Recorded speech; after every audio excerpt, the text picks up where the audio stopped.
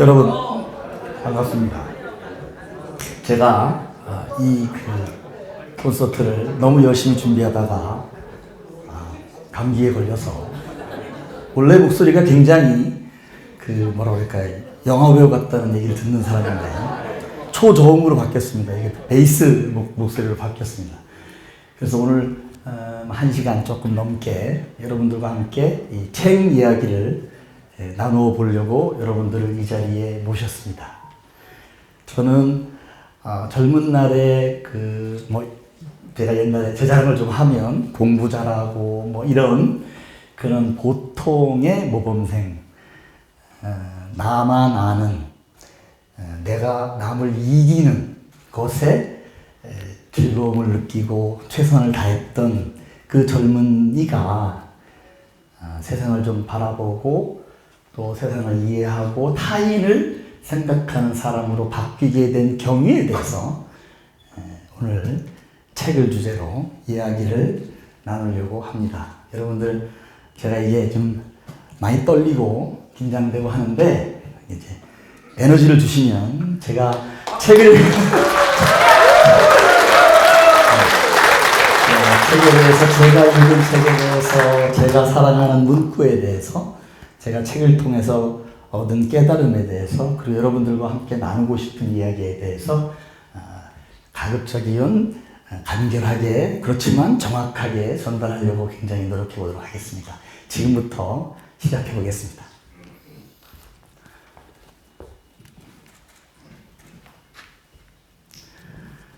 여러분들 행복하시나요? 네. 옛날에도 행복했나요? 젊은 시절에? 늘 즐거우신가요?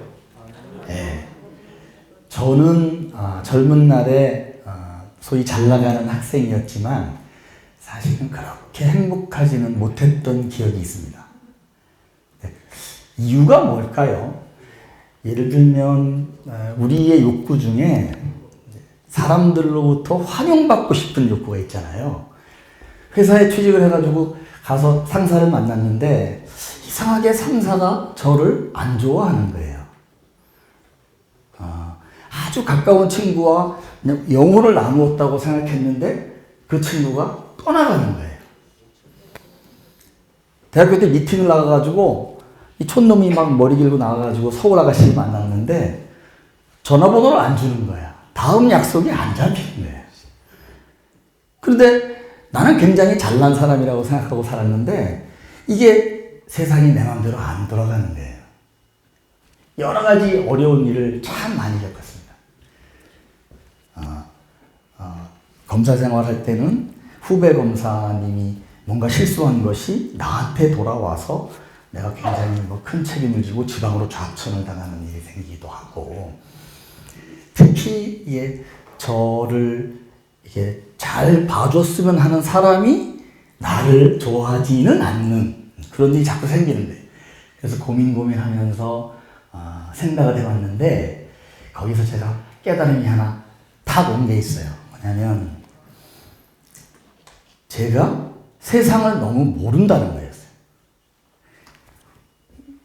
우리가 살아가면서 뭔가 이렇게 사람들과의 관계를 맺고 하는데 어떻게 하면 상대방이 나를 좋아하게 될지, 또 상대방이 원하는 게 뭔지, 그런 것들을 알면 내가 그 사람들 마음에 들어서 내가 출세도 하고 또 연애도 하고 할 텐데, 가만히 곰 2마리를 옆에 앉혀놓고 생각을 해봐도 내가 세상을 너무 모른다는 겁니다. 그래서 공부를 해야 되겠다.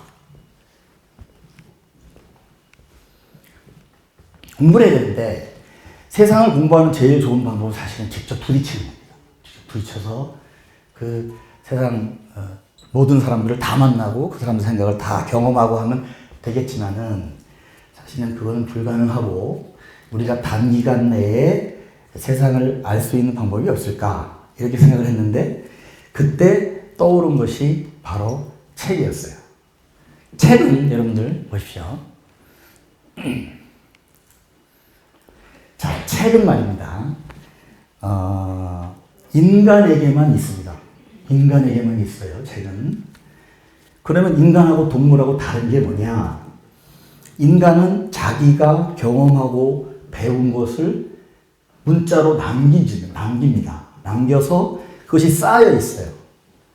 그럼 우리가 책을 안 읽으면, 예를 들어서 인간이라는 종 전체의 집단이 기린이다, 낙타다 이러면 우리가 책을 안 읽으면 어디서 서 있는 거예요? 낙타의 발 옆에 서 있는 거예요. 그래서 평생 책을 안 읽고 살면 낙타 발을 타고 올라가다가 엉덩이 어디쯤에서 주저앉는 거예요. 그럼 우리가 세상을 잘 살려면 어디서 시작해야 될까요? 낙타나 기린의 머리에서 시작합니다. 머리에. 예. 책이라고 하는 것은 인류가 그동안에 쌓아놓은 지식과 경험과 이 모든 것들을 글로 이렇게 만들어 놓은 것이, 남겨놓은 것이고, 그것이 낙타와 기린의 뭐다? 다리이고, 배고, 몸통이고, 얼굴이다.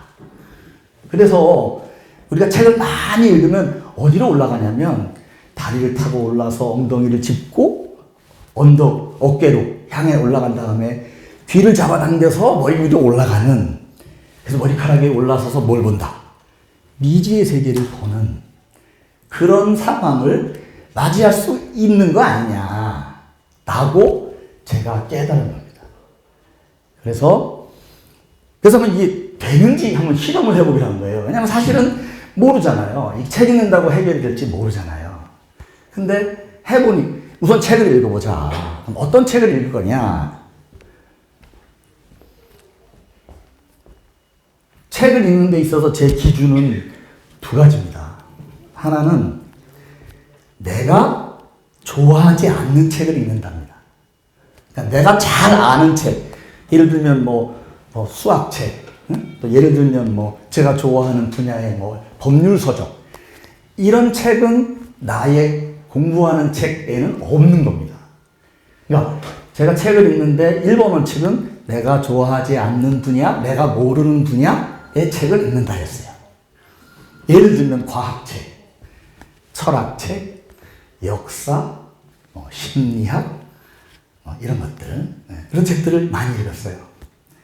두 번째 기준은 뭐냐? 어려운 책을 읽자였습니다. 이제 상대적으로 자기한테 조금 어려운 책을 읽어야 뭐가 깊어진다? 우리 지식이 더 깊어진다. 그래야 어떻게? 모르는 분야의 책을 읽어야 내 지식이 넓어지고, 어려운 책을 읽어야 내 지식이 깊어지는 거예요. 근데 우리는 그렇지 않잖아요. 무슨 책 좋아해? 수필 좋아해? 맨날 수필만 읽잖아요. 근데 그것은 즐기는 데는 도움이 될지 모르지만은 우리가 삶을, 지식을 넓히고 깊게 하는 데는 그렇게 도움이 되진 않는다. 그래서 그때 제가 30 중반 후반에 결심하기를, 어려운 책을 본다, 내가 그동안 관심이 없었던 새로운 분야의 책을 읽는다, 이렇게 결정을 했습니다. 그 결과 저는 경험적으로 굉장히 제 인생이 좋아졌어요. 오늘 제가 여러분들한테 말씀드리고자 하는 것은 어떤 부분이 어떻게 좋아졌는가를 말씀드리고 그 이유를 설명해 드리고자 하는 겁니다. 우리 제하고 보니까 다 얼굴을 아는 분들이고, 그래서 제가 가지고 있는 장사미처럼 오늘 다 털어서 여러분들한테 오픈해서 여러분들도 같이 저와 같이 지식의 부자 또는 지식으로 행복을 느끼는 사람이 되시기를 바라는 마음에서 알려드리겠습니다.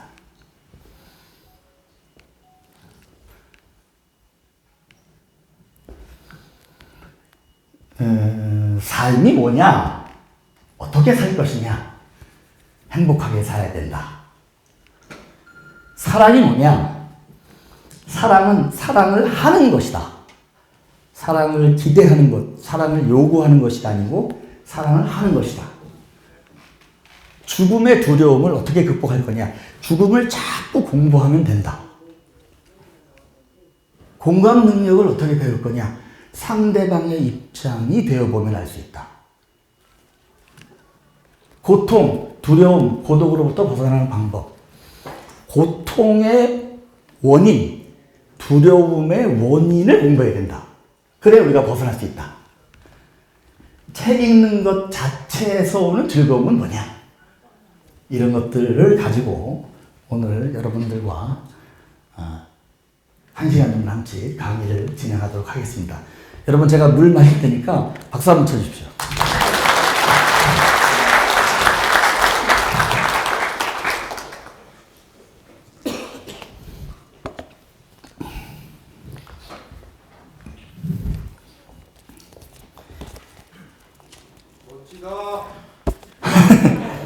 제 친구 비하죠. 여러분들, 어떻게 살아야 됩니까? 또, 무엇이 행복한 삶일까요? 왜 살까요? 이와 관련돼서 제가 처음으로 소개해드리는 책은 제가 한 10년 전쯤에 누가 지인이 사서 보내줘서 읽은 유시화의 수필집입니다. 유시화라는 사람은 여러분 그 얼굴 보셨습니까? 수염 머리카락이 길게 묶어가지고 꼬랑지 머리하고 마치 거린이나 방랑자처럼 하고 돌아다니는 수필가이자 명상가입니다. 번역가이기도 하고. 근데 이 책을 제가 왜 처음으로 소개하냐면은 이 사람의 삶이 저의 삶하고 완전히 반대예요. 완전히 반대라서 제가 사실은 이 선생으로 삼기에 너무 좋다고 생각했어요. 그래서 제가 이 책을 골랐습니다. 제가 목이 아픈 관계로 제가 제일 좋아하는 이 책의 2페이지 부분이 있습니다. 그 부분을 저하고 뭐 이런저런 일을 함께 같이 할 우리 정윤희 씨가 읽어드리겠습니다. 읽어보십시오. 이게 이 사람이 나는 이렇게 살아왔다라고 얘기하는 대목입니다. 그걸 들으시면서 여러분들은 거기에 공감하시는지 한번 들어보시기 바랍니다. 원하는 일을 돕겠다고 직과 결별하고 노숙자가 되자 사람들은 제정신이 아니라고 했다. 시를 쓰고 밤새워 책을 읽느라 학교를 납치를 했다.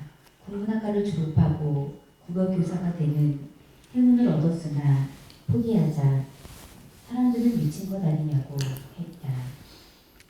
잡지사를 다니다가 반년도 안 돼 퇴사했을 때 그들은 왜? 라고 물었다.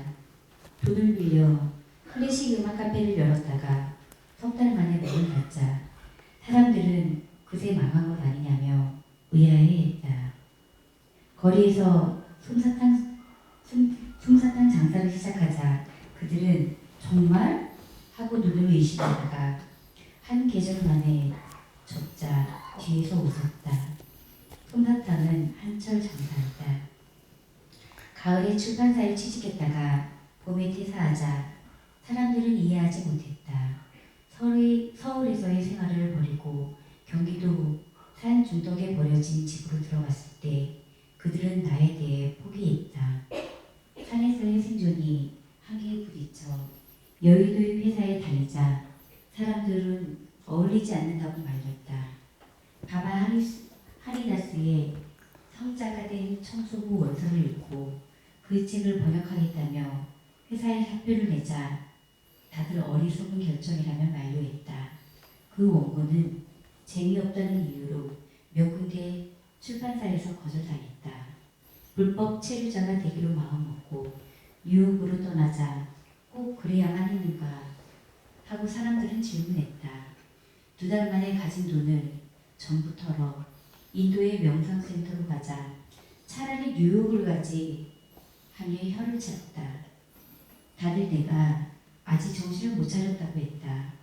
아는 사람 한 명 없는 서귀포로 이사하자 사람들은 계절마다 놀러 오면서도 외롭겠다고 했다. 2해 만에 서울로 돌아오자 그 좋은 곳을 왜 떠났느냐며 아쉬워했다. 어떻게 먹고 살 것이냐는 무모하지 않느냐는 말을 밥 먹듯이 들어야만 했다. 정상이 아니라는 말도. 인도에만 자꾸 가자 사람들은 내가 원하지도 않는 유럽에도 가고 중국에도 가라고 주문했다.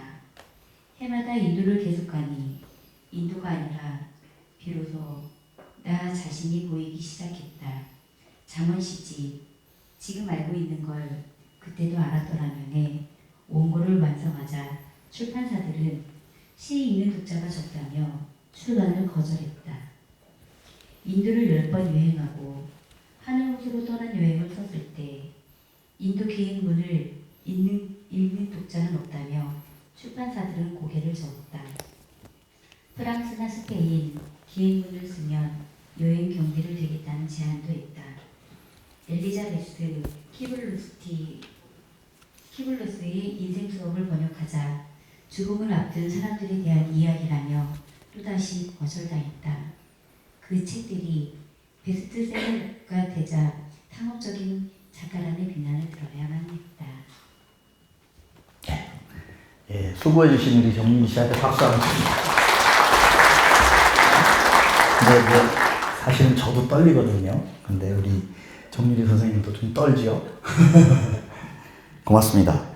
길지만 이 글을 다 읽어드린 이유는 저 글에 나와 있는 유시화의 삶이 저하고 너무 다르기 때문입니다. 저는 중고등학교 때 모범생이었고 성적에 맞춰 대학을 가고 법대를 가니까 남들이 다 하는 고시 공부를 하고 대학을 졸업하고 법무관을 갔다가 또 취직을 할 때 또 뭐 법조인의 길을 걷고 법조인 길을 마친 다음에는 또 변호사를 하고 이렇게 살아왔습니다. 그것은 저 사람의 삶과 뭐가 다를까요? 그것이 제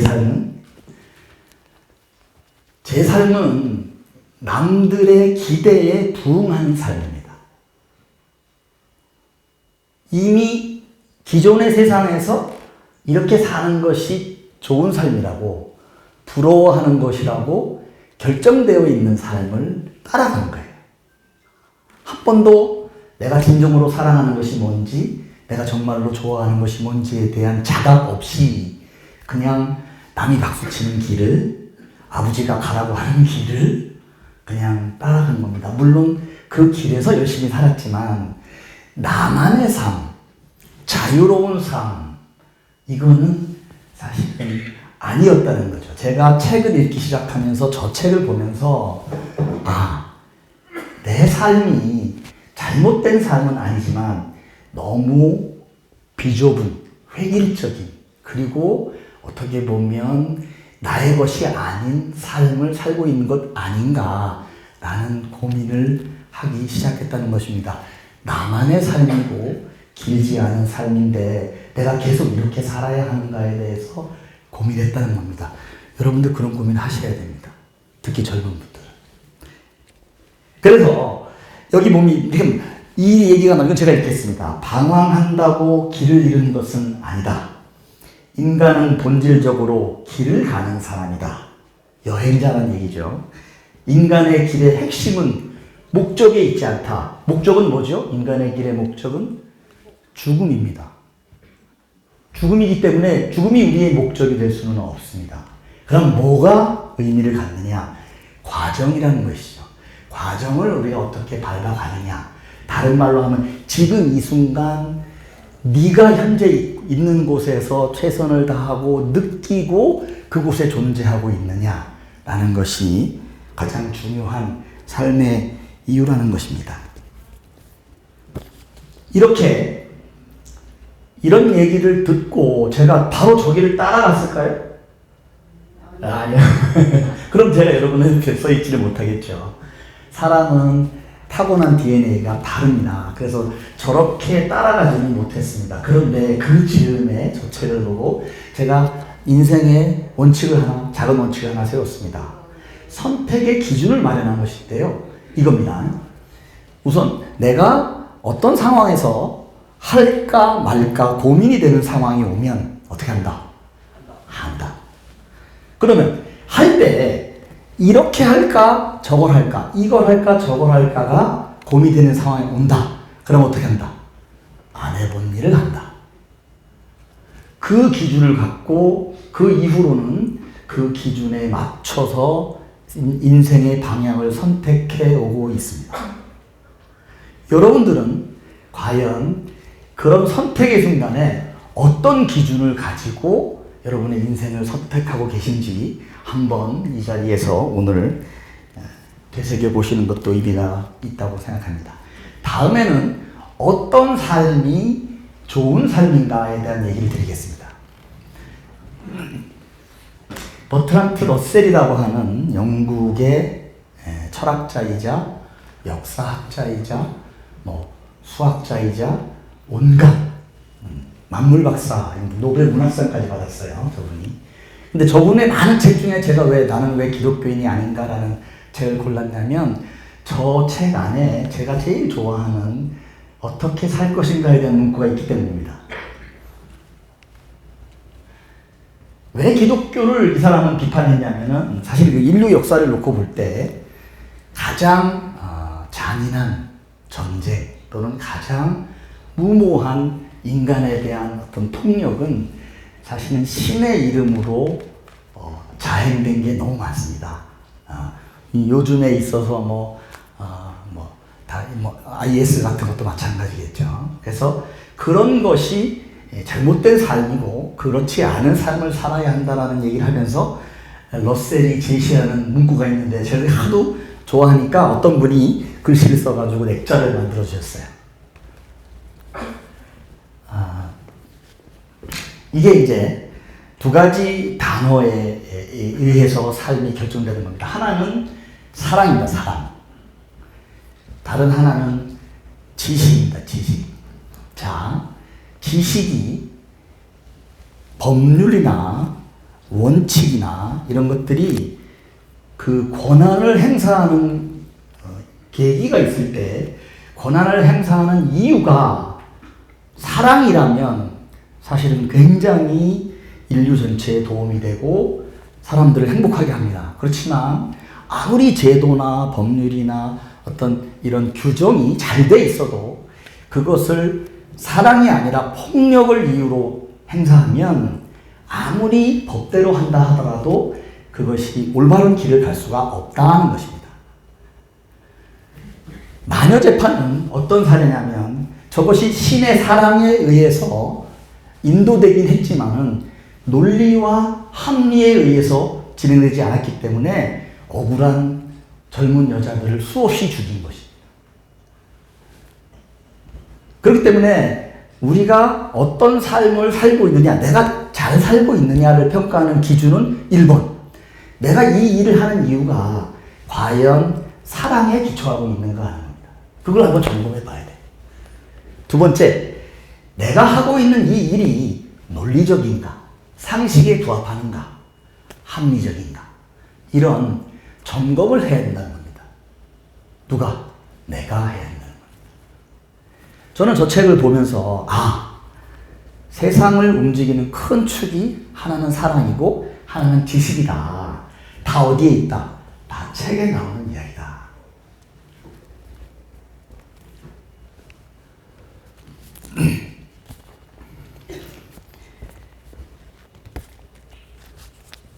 이 최 사장이라고 하는 작가가 있습니다. 최 사장에 대해서 아시는 분? 최 사장의 책을 한번 읽어보신 분? 지적 대화를 위한 넓고 얕은 지식, 이런 책 이름은 들어보셨습니까? 예. 그 책의 저자입니다. 저 사람은 81년생인가 한데, 저 사람이 회사원인데, 지금도 아마 회사원으로 알고 있는데, 하루에 한 권 읽기를 했어요.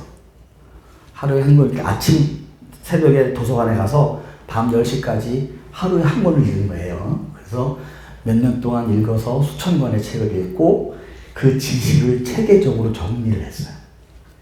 그래서 내놓은 책이 지적 대화를 위한 넓고 얕은 지식인데 그 단행본으로 나온 게 우리는 언젠가 만난다 를 비롯한 몇 가지 책들이 있습니다. 그런 얘기는 자세히 하지 않겠습니다.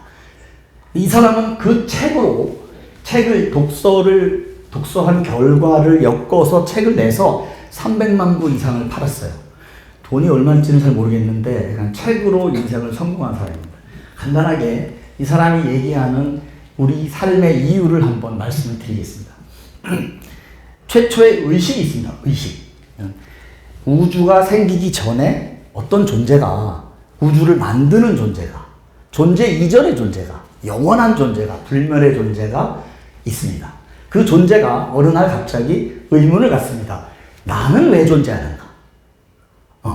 그러면 그 존재는 나의 존재 이유를 확인하기 위해서 어떤 일을 했느냐면 불멸인 자기가 소멸하는 존재를 만들어 본 거예요. 불멸만으로는 이유를 알 수 없어서 뭔가 소멸하는 존재를 만들어 봤는데 그게 바로 뭐다? 우리 우주다. 그게 바로 뭐다? 빅뱅이다. 이런 겁니다. 이 사람은 그렇게 생각하고 있는데요. 여러분 이거 주의할 점은 이렇습니다. 내가 왜 존재하는가의 결론이 중요한 게 아니고 이 사람은 내가 존재하는 이유를 한 번은 결론을 내왔다 이거예요. 추론을 해서. 그런데 그 빅뱅에 의해서 태어난 뭐 원자가 별이 되고 별이 폭발해서 또 별이 만들어지고 태양이 만들어지고 지구가 만들어지고 지구에서 생명체가 자라나서 그 생명체의 진화 과정을 거쳐서 인간이 만들어지고 인간이 대대대대대 오다가 바로 여기 있는 우리가 있다는 겁니다. 그럼 우리는 뭐예요? 그 원래 있는 존재의 부분이다 이거예요. 그럼 우리의 존재의 이유는 뭐냐? 그 원래 있었던 그 존재, 최초의 의식을 가진 그 존재가 꾸었던 꿈, 그 존재가 가지고 있던 의문을 그 부분인 우리도 가져야 된다. 즉, 뭘 해야 된다? 나는 왜 존재하는가라고 하는 데에 대한 의문을 가지는 게 우리의 존재 이유다. 이렇게 개똥처럼 같은 얘기를 했어요. 제가. 저 사람의 얘기가 맞다는 게 아니고 저 사람 같이 우리가 왜 존재하는가에 대한 한번 논리적인 생각을 완결시켜보는 한 기회를 갖자. 그 기회를 가질 수 있는 기회가 있다. 어디에 있다? 책에 있다는 얘기예요.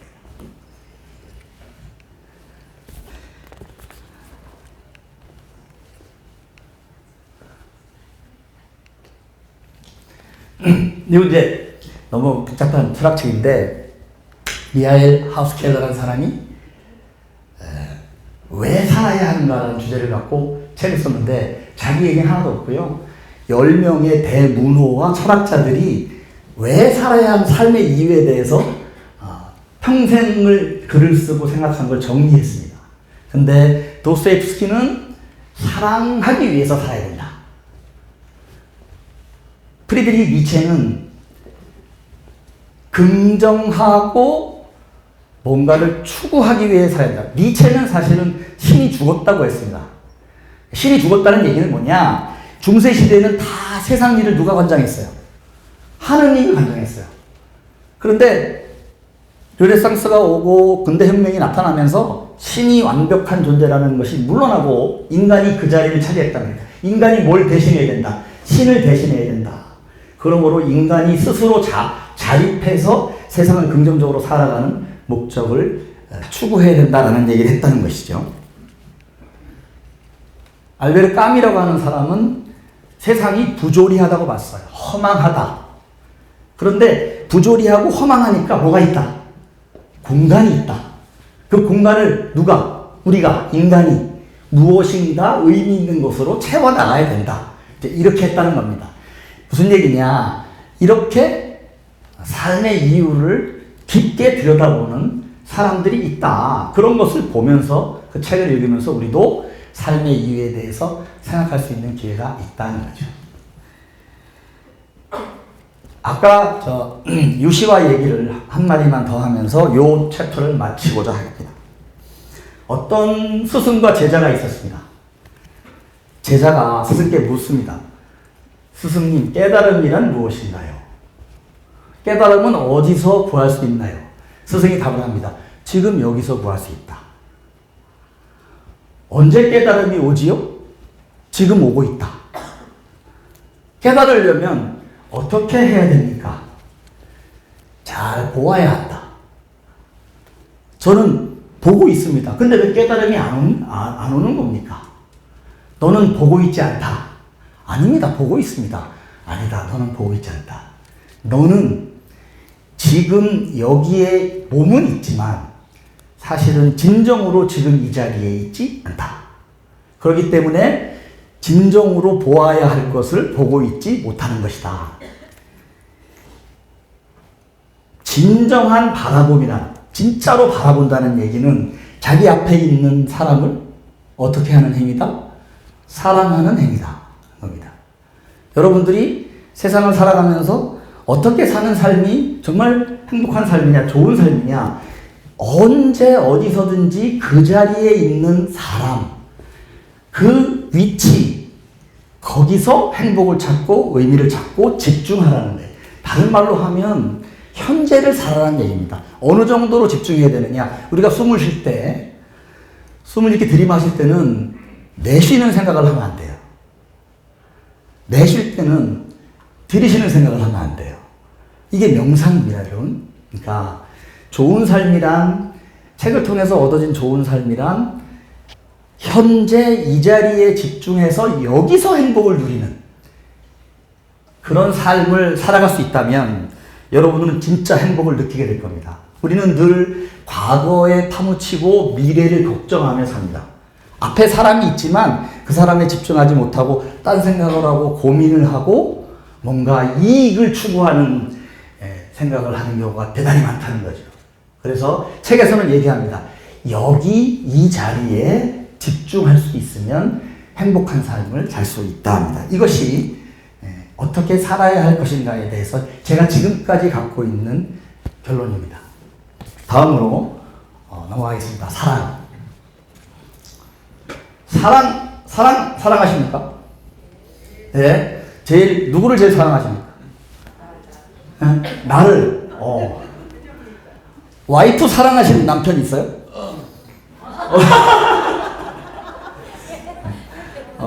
그렇게 얘기하면 안 되나요? 네. 그러네요. 좀 지워주십시오.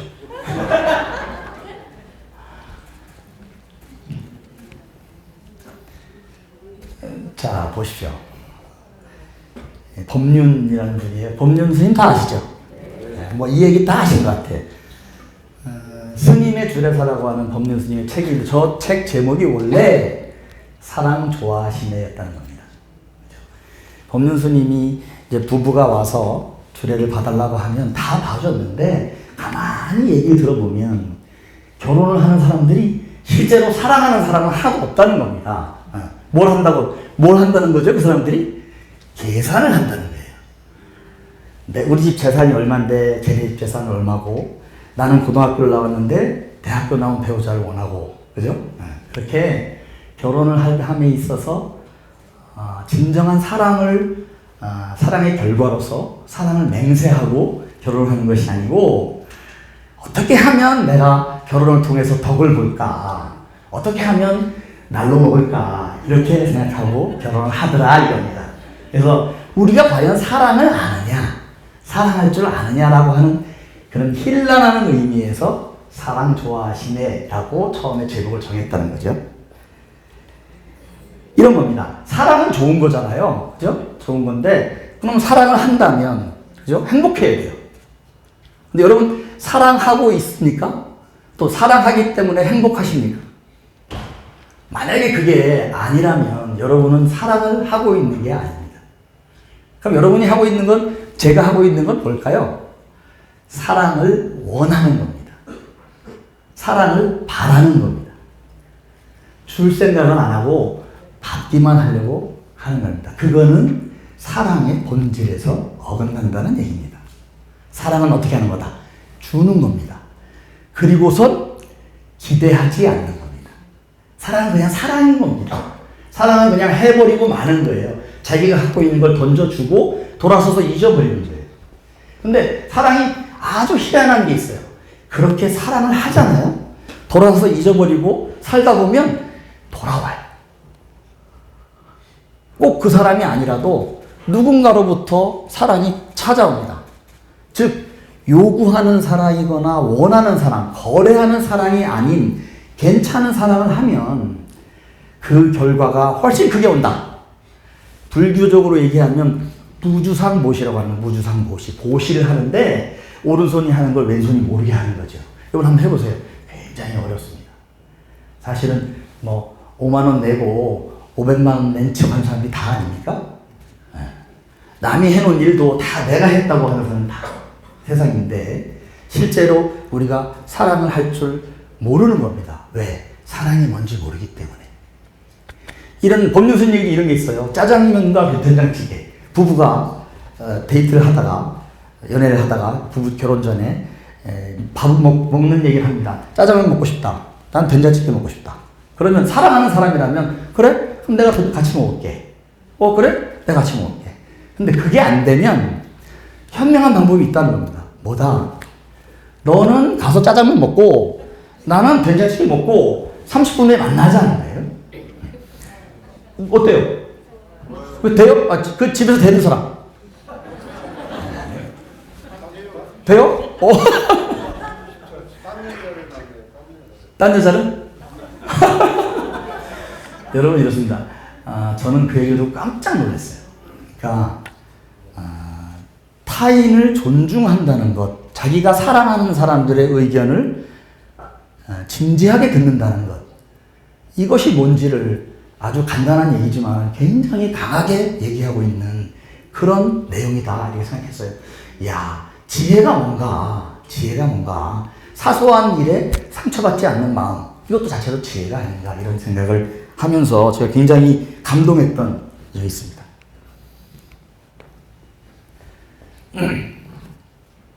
이 카렌 암스트롱이라고 하는 분의 추계시라는 책이 있어요. 이렇게 두꺼운 책인데요.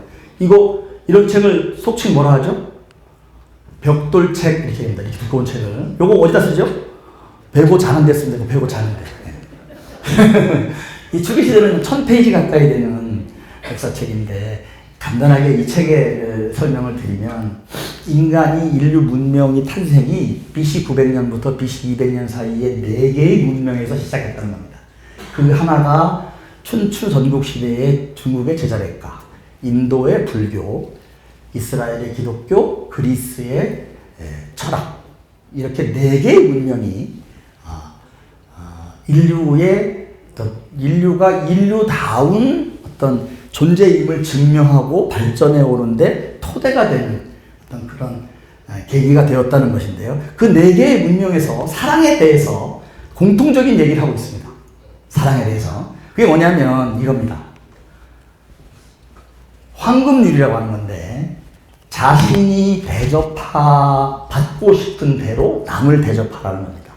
그걸 사투리로 네 하기 싫은 거 너무 시키지 마라. 여러분들 사랑하는 방법 중에 이거 굉장히 쉬운 방법이에요. 한번 실천해 보세요. 내가 하기 싫은 일 다른 사람 시키지 마라. 내가 하기 싫은 일을 다른 사람한테 강요하지 마라. 이게 아무것도 아닌 것 같지만은 이 4대 문명의 발단에서 공통적으로 얘기하고 있는 뭐다? 사랑의 원칙이라는 거예요. 근데 여러분들 권력 좋아하죠? 권력의 속성이 뭡니까? 권력의 속성은 타인으로 하여금 그 사람이 하기 싫은 일을 내 힘으로 강제하는 것. 그게 권력입니다. 사랑하고는 너무 다른 거죠. 그래서 우리가 권력을 추구한다는 것은 본질적으로 사랑하는 행위이기 어렵다. 그러므로 굉장히 노력해야 된다. 인간은 본능적으로 사랑하는 존재일까요? 인간은 본능적으로 사랑하는 존재일까요? 어떻습니까? 여러분들은 가만히 있으면 사랑이 우러나나요? 가만히 있으면 갖고 있는 걸 남에게 주고 싶은가요? 아니라는 겁니다. 인간의 본성은 4가지가 있는데 1번은 폭력성입니다. 폭력성. 에드워드 윌슨이 한 얘기입니다. 폭력성은 뭐냐? 자기의 욕구를 타인에게 강제하고 싶어하는 거예요.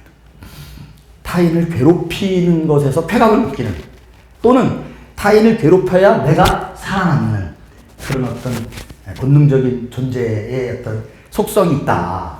2번째는 성입니다. 성. 번식 또는 쾌락을 위해서 우리가 성이 인간의 본성에 당한다. 3번째는 종교입니다. 왜? 우리가 외로우니까 종교에 의지한다는 거예요. 4번째가 뭐냐면 이타주의입니다. 이타주의. 근데 인간이 이타적인 것은 사실은 아까 말씀드린 것과 같이 본성에 사랑이 있다는 얘기잖아요. 그죠? 사랑이 있다는 본성에. 그런데 그 사랑이 진정한 의미의 사랑이라고 보기는 어렵다고 생각하는 얘기하는 겁니다. 무슨 말이냐? 사랑이라는 것이 그 사랑 자체가 목적이어야 하는데 사실은 사랑해서 내가 사랑을 주면 그 조직 안에서 내가 인정을 받고 내가 출세를 하고 뭐 이익을 얻기 때문에 사랑을 한다는 겁니다. 그러니까 이타성의 근원에 이기심이 있다는 거죠.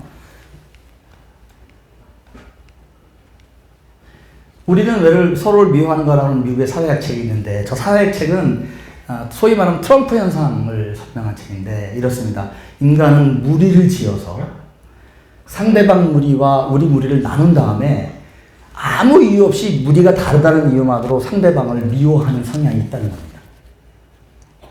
그래서 사랑에 관해서 제가 여러분들한테 결론을 말씀드리면 사랑은 사실은 기대하지 않고 주는 겁니다. 그런데 사랑이 그냥 되느냐? 안 됩니다. 여러분, 사랑은 굉장히 노력해야 되는 겁니다. 그리고 사랑을 하면 결과적으로 이득이 돌아오는 건 맞아요. 그렇지만 그걸 너무 의식하고 하면 진정한 사랑이 잘 안 된다는 얘기입니다. 그게 지금까지 제가 책에서 읽은 내용을 요약한 것입니다. 시간이 이제 얼마 안 남아서 짧게 말씀드리고 가겠습니다. 죽음은 무엇인가? 우린 죽음을 어떻게 해야 되는가? 여러분들, 죽음을 이해하려면 사실은 생명을 알아야 됩니다. 생명. 네. 이 정우현이라고 하는 과학자가 생명을 세 가지로 연구했는데 하나는 생명이 어디서 왔느냐? 생명의 기원, 본질. 또 하나는 생명이 어떤 일을 하고 있느냐? 생명을 우리가 어떻게 봐야 되느냐? 세 번째는 생명의 미래, AI, 이런 미래 생명에 대해서 일어날 일을 다루고 있는데 저는 기원에 대해서만 조금 말씀드리겠습니다. 생명은 우리 몸을 계속 자르면 사실은 입자가 나옵니다. 입자가 됩니다. 그러니까 생명이라 하더라도 뭐로 이루어져 있다? 입자로 이루어져 있다. 물질로 이루어져 있다. 근데 어떤 계획하에 의해서 이루어져 있다. 어떤 계획? DNA라고 하는 설계도에 의해서 우리 생명, 특히 인간이 만들어져 있다. 그럼 인간은 왜 죽느냐? 여러분들 우리 몸을 이루고 있는 세포는 1, 2년에 한 번씩 어떻게 된다? 완벽하게 교체가 됩니다. 그러니까 3년 전에 나는 지금의 내가 물리적으로는 아니라는 거예요. 전부 새롭게 바뀐 세포라는 거예요. 근데 그런 세포 복제가 평생 60, 70회 정도 되면 더 이상 복제가 되지 않는다는 겁니다. 그 이유는 DNA 끝에 달려있는 이상한 부분이 자꾸 줄어들어서 이게 다 소진되고 나면 우리 분열이 멈춰진다는 겁니다. 그러므로 죽음은 뭐다? 생명체의 숙명이다. 우리가 입자에서 DNA라고 하는 설계도에 의해서 생명체로 와서 세포 분열이 멈추는 순간 죽는데 이게 뭐다? 자연스러운 흐름이다. 그러므로 우리는 언젠가 죽는다. 그러면 죽음을 어떻게 이해해야 되느냐? 비온 나티코 린데브라드라고 하는 이 서양 사람인데 이 사람은 27살, 8살쯤에 굉장히 잘 나가는 회사원이었다가 갑자기 때려치고 동남아에 가서 스님이 됐어요. 그래가지고 아까 얘기한 유시화처럼 자기만의 삶을 살았는데 저 사람의 아버지가 안락사를 합니다. 여러분, 안락사 찬성하시나요? 반대하시는 분 손 들어요. 안락사 반대. 우와. 다시 해봐야 돼. 안락사 찬성. 오, 찬성. 내려주세요. 위험한 생각입니다. 아주 위험한 생각이고, 그렇지만 안락사에 대해서 우리가 진지하게 고민해 볼 필요는 있다. 스위스의 바젤에 가면 미리 예약을 하고 시간과 장소를 정해서 갑니다.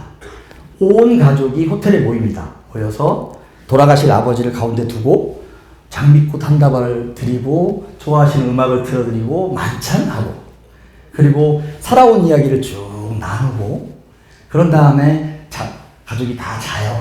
아침에 일어나서 저 멀리 있는 어디 조용한 공간에 가서 주사를 맞고 갑니다. 하는데 우리가 과연 죽음을 저렇게 선택할 용기가 있느냐? 여러분들 사실은 준비해야 됩니다. 죽음을 어떻게 맞이할 것인가에 대한 준비를 지금부터 하고 예를 들면 연명치료 안 하겠다 이게 사인 하셨나요? 네. 안 하신 분 있으면 다음 주 초에 가서 아쉬우면, 근데 막상 하려면 떨리지 않습니까? 난 모르겠는데. 이렇습니다. 이 사람이 린데브라드처럼 갑자기 젊은 나이에 죽었어요. 50 전후에서. 근데 이렇게 죽었답니다. 조용히 평화롭게 잠들었다. 오도 없이, 두려움도 없이, 망설임도 없이. 과연 우리가 죽는 순간에 두려움 없이, 망설임 없이 죽을 수 있을 것인가? 한번 굉장히 우리가 고민하고 연습해야 될 문제가 아닌가 이렇게 생각합니다. 늙는 사람, 우리 늙어가고 있죠? 늙은 사람의 특징이, 제일 특징이 뭐냐면 이렇답니다. 여러분 하루에 자기 몸을 얼마나 의식하십니까? 젊은 사람들은 하루에 내 몸에 대해서 의식할 일이 없죠, 별로. 그렇잖아. 물론 외모는 의식하겠지만은, 뭐, 허리가 아프다, 이런 일은 많지 않잖아요. 나이가 들면 자기 몸의 부분을 의식하는 숫자가 급격히 늘어나서 다른 일을 할 여력이 없다. 그래서 늙으면 어떻게 된다? 젊은 사람한테 자리를 불러주고 자기 몸을 돌보며 죽음을 준비하는 것이 좋다. 이게 이 철학자가 한 얘기입니다. 장자에 나오는 이런 얘기입니다. 신발이 발에 맞으면 발의 존재를 잊는다. 허리띠가 허리에 맞으면 허리의 존재를 잊는다. 우리 인생이 행복하다는 것을 우리가 어떻게 확인할 수 있느냐? 자기에 대한 생각을 안 하고 살면 굉장히 행복합니다. 막 일하고 놀다 보니까 일주일이 갔다. 굉장히 행복한 사람입니다. 그러니까 여러분들의 삶을 체크하는 방법 중에 자꾸 뭔가 불편한 게 있고 자꾸 뭔가 괴로운 게 있으면 뭔가 여러분들이 그 삶에 문제가 생긴 겁니다. 그걸 점검하는 방법으로 삼으면 좋겠습니다. 이제 죽음을 철학적으로 선택한 사람 이야기를 하겠습니다. 소크라테스라고 하는 철학자가 있었는데 이 사람이 아테네 시민들과 학생들을 잘못 오도해서 신을 모욕했다. 그런 이유로 사형 선고를 받았어요. 근데 나중에 친구들이 와서 그리스는 여러분들 국가가 몇 개죠? 몇 개였죠? 도시국가였어요. 그죠? 그리스 도시국가 혹시 아는 거 있어요? 아테네 말고? 스파르타. 그죠? 네. 테베. 근데 이 친구들이 와서 그렇게 얘기합니다. 야, 도망갈 때를 마련해놨다. 어? 간수도 다 뇌물 줘서 다 재워놨다. 가자. 근데 소크라테스가 노. 물론 그 노 하는 이유는 1번은 뭐죠? 악법도 법이다. 그 유명한 악법도 법이다. 내가 그동안 법의 혜택을 받아왔으니까 법을 지키겠다는 것이고. 두 번째 이유는 이겁니다. 죽음이 뭐냐? 죽음이 선이라는 유력한 이유가 있다. 죽음이 만약 아무것도 아닌 꿈도 꾸지 않는 평화라면 죽음이 왜 나쁘냐는 거예요. 여러분들 깊은 잠, 정말 모든 것을 잊어버리고 푹 자본 경험이 최근에 얼마나 있습니까? 자꾸 깨잖아요, 그죠? 자꾸 깨고 꿈을 꾸고. 그런데 죽음이 만약에 아무것도 없는 평화라면 why not? why not? 딱 하나 있다는 거죠. 나 빼놓고 지네끼리 재밌게 놀까봐. 그것만 좀 이렇게 내가 참으면. 근데 그건 참아지는 상황이 많이 있어요. 왜냐하면 지금의 삶이 너무 괴로우면, 그지? 그래서 자살하는 사람의 충동에 그런 걸 심는 겁니다. 그리고 두 번째는 죽음이 다른 세상으로 가는 것이라면 그 세상에 가서 나는 잘 살 수 있다. 왜? 나는 그동안 철학하는 삶을 살았고 청빈한 삶을 살았고 남들에게 지식을 전파했고 욕심 부리지 않았다. 그러니까 나는 좋은 데 갈 거고 좋은 데 가면 또 좋은 사람들만 모여 있는 거 아니냐. 그렇다면 내가 죽지 못할 이유가 없다 하고 죽었어요. 이게 무슨 의미가 있냐? 제가 느끼기에는 이런 의미가 있는 겁니다. 자기 생각을 행동으로 옮긴 거예요. 심지어 그 생각이 죽음이라 할지라도. 그게 철학자의 태도다. 지식인의 태도다. 이렇게 얘기하는 겁니다. 우리가 살고 있는 세상의 자연과학 원리 중에 제일 유명하면서도 제일 어려운 이론에 대한 이야기인데 바로 상대성입니다. 제가 상대성 이론을 감히 잘 모르지만은 한 1, 2분에 걸쳐 설명하겠습니다. 상대성 이론, 상대적이다 이런 뜻입니다. 뭐가 상대적이냐? 시간이 상대적이다. 공간이 상대적이다. 뭐에 대해서? 사람에 대해서. 존재에 대해서. 근데 그 상대적을 만드는 원인이 두 가지가 있어요. 하나는 속도입니다. 움직이는 사람과 서 있는 사람의 시간은 다르게 간다. 중력이 또 다른 하나는 중력이에요. 중력이 있는 곳과 중력이 약한 곳과 강한 곳의 차이에서 중력이 강한 곳의 시간은 느리게 간다. 지구의 표면에 서 있는 우리보다 인공위성에서 10배가 더 빨리 간다. 왜? 우리가 더 중력이 가까이 가 있으니까. 실제로 시간 보정을 해준다는 거 아닙니까? 그죠? 그러므로 중력하고 속도는 뭐다? 같다는 거예요. 중력과 가속도는 같다. 이게 일반 상대성 이론이에요. 이제 그래서 우리가 인터스텔라라는 영화를 보면 그 우주선을 타고 가가지고 어느 행성에 내렸다 왔는데 그 행성이 블랙홀 옆에 있어서 그 행성에 내려있는 1시간 동안 시간이 엄청나게 느리게 가서 돌아와 보니 비행기에 있는 우주선에 있는 사람이 10몇 년이 늙어 있더라. 이렇게 됩니다. 그게 상대성 이론인데 뭐 더 설명하지는 않겠습니다. 뭐냐면 우리가 책을 읽으면 우리가 살고 있는 세계에 대한 눈에 보이는 직관, 눈에 보이는 어떤 그런 결론에서 벗어나서 본질을 볼 수 있다. 그 본질을 알고 나면 뭐가 바뀌느냐 그러면 세상을 보는 시각이 바뀝니다. 시각이 바뀌고 삶에 대한 태도가 바뀝니다. 그리고 옛날에는 중요했던 것이 지금은 중요하지 않게 되고 옛날에는 별게 아니었던 것이 지금은 귀중해지는 그런 삶의 변화를 이끌어낼 수 있다라는 말씀을 드리겠습니다.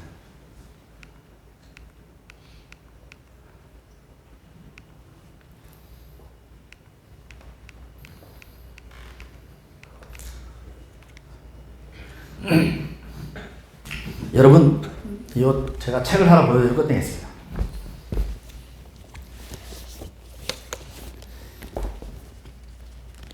평생 독서 계획이라고 하는 클리프턴 패디만이라는 분이 쓴 독서책입니다. 미국 독서 클럽의 회장을 하셨던 분인데요. 이분이 인류의 고전을 쭉 모아서 이렇게 펼쳐놨어요. 그 130몇 명. 이게 줄쳐 있는 부분이 사실은 제가 이 책을 읽고 사서 읽어본 책들인데 이렇게 책을 많이 읽으면 어떤 변화가 오느냐? 인류 역사의 흐름, 어떤 전체 인류가 보이기 시작하는 거예요. 그리스, 그 다음에 로마, 중국, 르네상스,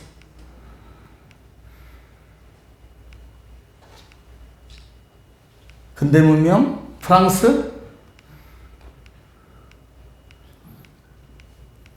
19세기, 20세기. 사실은 제가 이거 조금씩 좀 설명을 드리려고 했었는데, 책을 이렇게 이쪽 분야의 책을 읽고, 과학 읽고, 역사를 읽고, 그 다음에 철학을 읽고, 뭐, 이렇게 하지 않습니까? 그러면 이게 독서가 이렇게 깊어지면, 많아지면 이 지식들이 만납니다. 만나서 전체 인류의 시작부터 지금까지 오는 역사가 머릿속에 이렇게 그려지기 시작합니다. 그러면 어떤 세상 일을 보더라도 그 역사의 흐름 속에서 사건을 볼 수 있게 되고 사람을 볼 수 있게 되기 때문에 여러분들이 세상 일을 접하고 살아가는데 도움이 된다. 이런 말씀을 제가 드려야 되고, 여러분들은 저는 어떻게 책을 읽냐면 베스트셀러를 읽는 게 아니고 베스트셀러는 대체적으로 저 고전을 읽고 쓴 겁니다. 그렇기 때문에 직접 고전을 찾아가서 읽을 수 있으면 좋겠다라는 말씀을 드리겠습니다. 마지막으로 일본에 책 독서방이 있는데 저 사람이 그 평생 걸려 마련한 도쿄에 있는 독서실을 제가 보여드리고 끝내겠습니다. 이게 이제 고양이 건물이라고 하는 건물이 저게 세로가 한 3, 4m? 가로가 한 2, 3m, 3, 4m 그런 건물이에요. 저 건물을 모든 층이 이렇게 책이 있는 책상으로 되어 있습니다. 이 사람은 중학교 때 읽은 책이 제가 지금 읽은 책보다 더 많은 책을 읽었다. 그리고 책이 인생의 전부이자 책 속에 파묻혀 사는 것이 자기 삶의 전부인 그런 분입니다.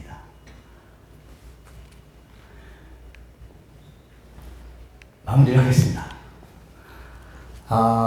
지금까지 지금 시간이 충분치 않아서 제가 이 자세한 이야기를 다 하지 못한 게 너무 아쉽긴 하지만은 그래도 오늘 하기로 했던 이야기들을 거의 다 드릴 수 있어서 정말 다행으로 생각하고 제가 목소리가 너무 안 좋아서 여러분들에게 좀 더 맑은 분위기를 드리지 못해서 죄송하게 생각하고 마무리를 하겠습니다.